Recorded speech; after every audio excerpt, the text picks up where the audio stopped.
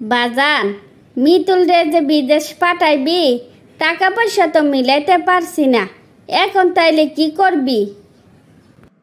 আমি তো সেই কথাই ভাবতাছি, আরো 3 লাখ টাকা কেমনে ম্যানেজ করব। জমি জমাও নাই যে, বিক্রি করলে সমস্যার সমাধান করা যাইব। হ, বিটা বাড়ি ছাড়া তো আমাদের আর কিছু নাই। তাইলে কি আমার ছেলের বিদেশ যাওয়া হইব না? কপালে যদি না থাকে তাইলে কেমনে বিদেশ যাইব কও তো? ওই তো ভালো করে লেখাপড়াও করলো না যে কোনো একটা চাকরি বাকরি করব। পুরানো ইতিহাসটাই না কোনো লাভ নাই। চেষ্টা তার কম করি নাই, যা হওয়ার হইয়া গেছে। এখন কেমনে ওরে বিদেশ পাঠাইবি সেই ব্যবস্থা কর। মা, তুমি তো ভালো করে জানো আমি কত টাকা বেতন পাই। অযথা আমারে প্যারা দিলে কি হইব কও তো?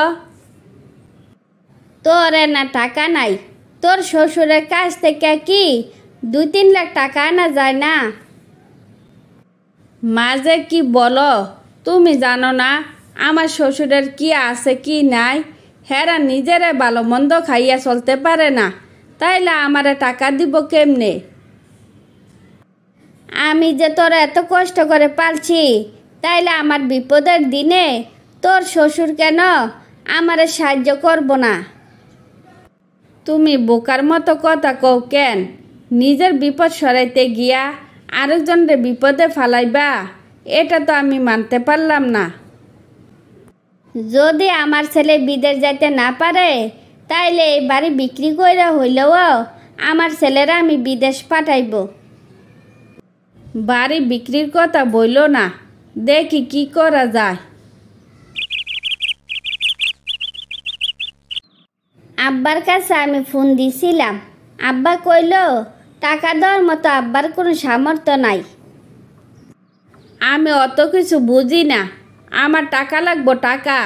15 দিনের মধ্যে টাকা জমা দিতে না পারলে আমার ভাই আর বিদেশ যাইতে পারবো না। তাই খুব শীঘ্রই আমার টাকা লাগবো। আমি আপনার কাছে মাপও চাই, দোয়াও চাই। আমার দ্বারা 1 টাকাও আনা সম্ভব না। যদি টাকা না আনতে পারস, সুজা বাপের বাড়ি চলে যাবি। বাড়ি আসা যেন তোরা আমি না দেখি, আর সময় মতো ডিভোর্স লেটার পাইয়া যাইবি। আপনি এসব কি কইতাছেন? আপনার সাথে কি আমার শুধু টাকার সম্পর্ক, আর কোনো সম্পর্ক নাই? অন্য কোনো সম্পর্ক দিয়া কি আমি খাটায় রান্না করে খাবো? আজারে পেশাল না কইরা এবার চোখের সামনে থেকে দূর হ। আর কোনো দিন যেন তোর চেহারা আমি না দেখি।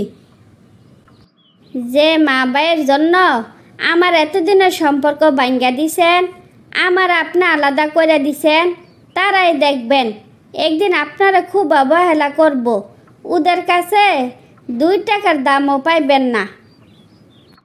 আমারে নিয়া তোরা তো ভাবতে হইব না। এবার আল্লাহর হস্তে বিদায় হ।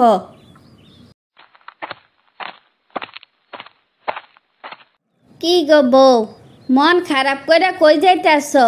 কি হয়েছে তোমার?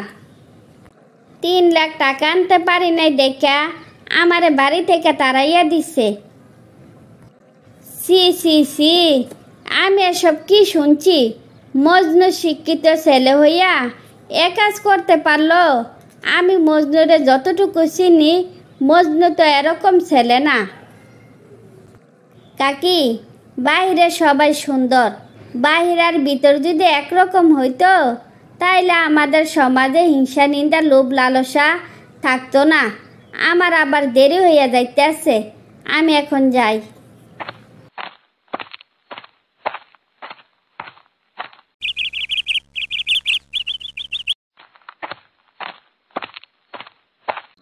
ভাইজান, পা কি এখনো ভালো হয় নাই? ডাক্তার তাইলে কি বলছে? ডাক্তার আর কি কইব? টাকা ছাড়া কি কোনো চিকিৎসা হয়? পা ভাঙ্গার কারণে শেষমেশ আমার চাকরিটাও চলে গেল। এখন যে আমার কি হইব কে জানে। এত টেনশন করতাছো কেন? তোমার মা আছে, ভাই আছে, ওরা তো তোমারে দেখাশোনা করব। মা ভাই এখন কেউ আমারে চিনে না। আমার সাজানো সোনার সংসারটা ভাঙ্গা দিয়া সবাই এখন দিব্যি আরামে আছে। এখন আমারে কেউ চোখের লীলা দেখতে পারে না।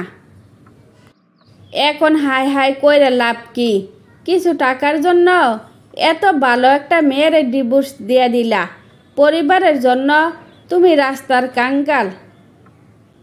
জানি না আমার জীবনের কি হবে, কিন্তু একটা কথা বইলা যাই, কোনোদিন লোভ করবি না, আর পরের কথা শুনা নিজের সংসার ভাঙবি না, নইলে জীবনের কোনো অস্তিত্ব থাকবো না। তারপর মঞ্জু লোভের কারণে অস্তিত্বহীন জীবন নিয়ে বাকি জীবন কাটিয়ে দিল।